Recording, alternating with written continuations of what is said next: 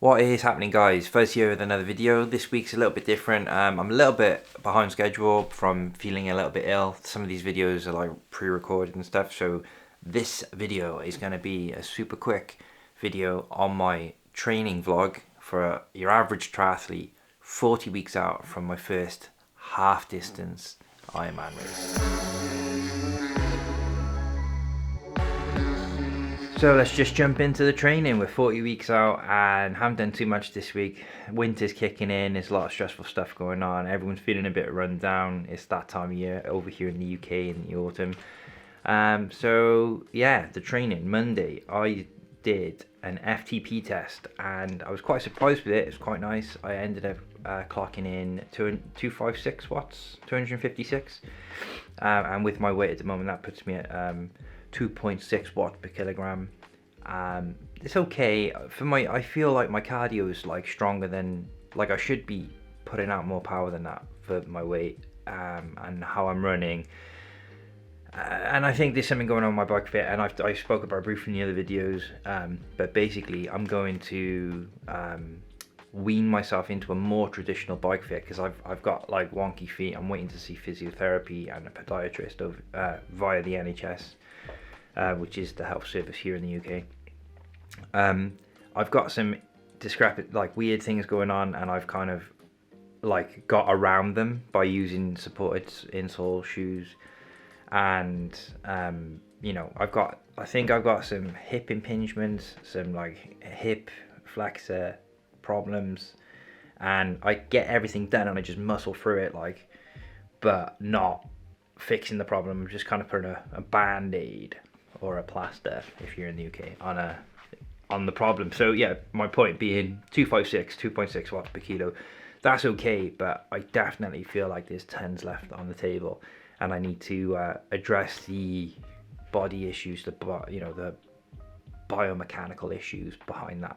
So Tuesday, I've kept up with this. This is like maybe the second or third week I'm trying to do this, but trying to do some strength and conditioning. So today I'm going to be doing some circuits at home with my buddy Matt, and then I used to kickbox and he used to box, so we're going to do some pad work, and I thought like that was the best way, that's the only way really I've ever successfully cut weight quite steadily. So yeah, just going to switch up a bit. I'm a triathlete. There's going to be cross training using kickboxing and boxing to lose weight.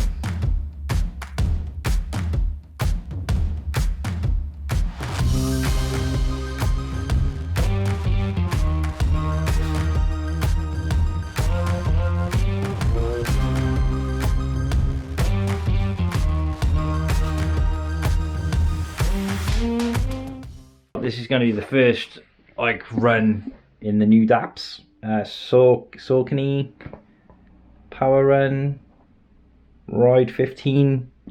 Don't really know what they are. I've never really had Sauconys. They're neutral shoes. I've steered away. This will be the second pair of neutral, like i.e. non-supportive, you know, not for overpronation, just normal run shoes. This will be the second pair now, coming off overpronation shoes. But yeah, waiting for a podiatrist appointment via the NHS. So I'm just kind of winging it and just switching shoes up and trying to keep my feet strong, doing those board exercises to raise your feet up, like a little wedge board type thing. I feel like that's going to make a difference. But yeah, first 10k run in these Sauconys. I'll see how we get on. So just clocked that 10k in 1 hour and 5 minutes, pretty easy. We're both pretty busy with life in general, so it's good to just get out and like get moving. It's something I need to do more often. Todd's got that race in 2 days. What's it called? Lydney, and it looks very, very tempting. My Garmin's telling me that I've peaked, and I didn't even peak for my proper race, so it's a 50 quid entry to do a sprint. So I'm kind of thinking, I've said no because I've got to be sensible and save money and stuff, but I'll see how it goes. I might speak to Becky and see if I can jump in on that, because it'd be kind of cool to do a full distance and then go and do a sprint, but can't promise anything, so it might not happen. But I'll check in with Todd for the next one, and we can see how he got on. Hopefully I'll smash it. But yeah, tired, not enough time, same old, glad to get this 10k in the bag. So I've messed this bit of the video up like a bunch of times now by knocking something over or someone making a noise, whatever. So this is my final attempt. I'm gonna nail it. But basically, all I wanted to say was that the one run that I did this week, I didn't wear my supportive insoles in them. I'm waiting for physio and podiatry, and it's a bit of a, not scary, but it's something to be cautious about. I'm trying to fix. I've got ankles that roll in. They don't support themselves, so I'm trying to stretch out my calves using the slant board that Matt gave me next door. So I'm stretching out my calves, which are ridiculously tight because the insoles move my feet in a way so that I don't engage that full calf muscle. So I've got ankles that roll inwards, and it hurts and it sucks. So I've used insoles and wedges on the bike and stuff to sort it out. And I thought that was like what you needed to do.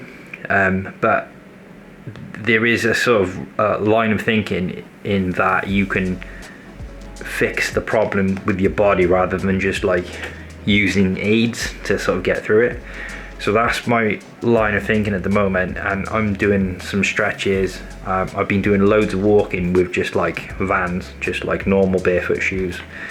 I kind of want to go back to Hoka's for the zero drop in the shoes, because I'm just switching my footwear up a bunch to sort of, you know, work all the different muscles in my feet. But I'm trying my best not to do too much until I see physio and podiatry, because math like just takes ages over here in the UK with the NHS. So the run that I did, I put they were in neutral shoes with neutral insoles rather than supportive ones, and I felt like a bit twingy and a bit like, oh, that's a bit weird and stuff, and I did a 10k in them. So the fact that I did the 10k and I'm not like suffering with major knee pain and stuff is, you know, a good thing. So that's that. I've been kind of beating myself up a little bit about like not training and stuff, but I'm trying to listen to my body, but at the same time I don't want to have like a massive break off the back of a big race. You know, have a little bit of a break, more of an active recovery break was the plan.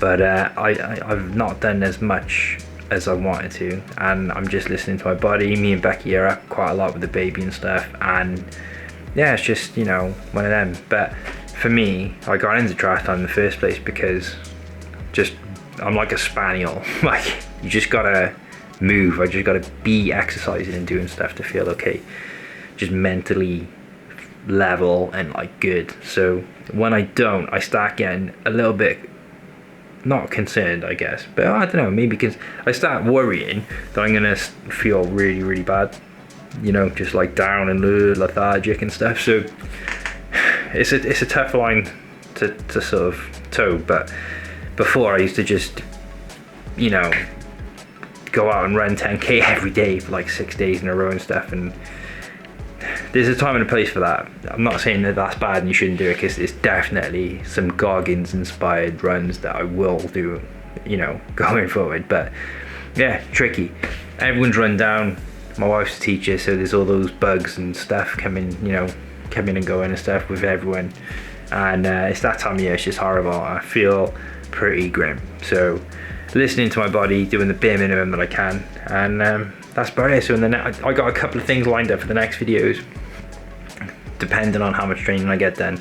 But I got a couple of videos that I was going to try and get out, which are like less training vlogs and more, you know, other stuff. I'm going to leave it there. Hopefully this goes and gets edited and it's fine. I haven't got to reshoot it again. But thanks for sticking around, guys. Make sure you hit that like button and subscribe if you want to catch up with me in the future, and I will see you in a bit.